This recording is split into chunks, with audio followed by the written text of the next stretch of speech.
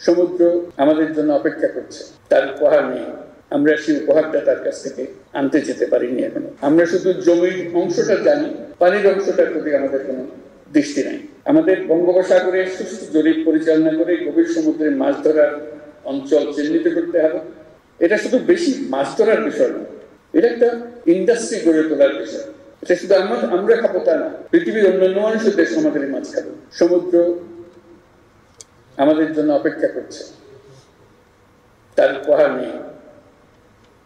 আমরা সেই উপহারটা তার কাছ থেকে আনতে যেতে পারিনি এখনো। আমাদের জানতে হবে কি কি ধরনের মৎস্য সম্পদ এই সমুদ্রের পানির তলায় আছে। আমাদের বুঝতে হবে কেন আমরা এটা পাচ্ছি না। এই খাতটি আমাদের অর্থনীতির জন্য একটা নতুন বাংলাদেশ সৃষ্টি করতে পারে। এটা আমাদের দেশেরই অংশ। আমরা শুধু জমির অংশটা জানি, পানির অংশটার প্রতি আমাদের কোনো দৃষ্টি নাই। এটা জমি যে বাংলাদেশ, তার চেয়ে আরো বড় পরিমাণ দেশ আমাদের, কিন্তু আমরা অবহেলা করে যাই। সেটা যে আছে স্বীকার করি, সেটি সম্পদ নিয়ে অপেক্ষা করছে, সেটাও আমরা স্বীকার করতে রাজি। আমাদের বঙ্গোপসাগরে সুষ্ঠু জরিপ পরিচালনা করে গভীর সমুদ্রে মাছ ধরার অঞ্চল চিহ্নিত করতে হবে।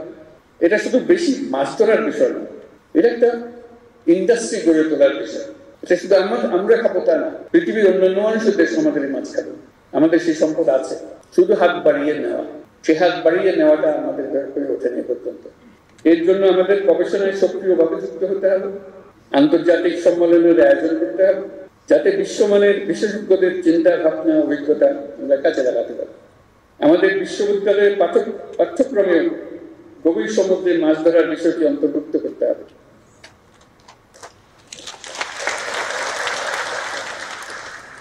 তাহলে আমরা আমাদের ভবিষ্যৎ পূর্ণাঙ্গভাবে রচনা করতে পারবো এবং গৌরবের সঙ্গে রচনা করতে পারবো।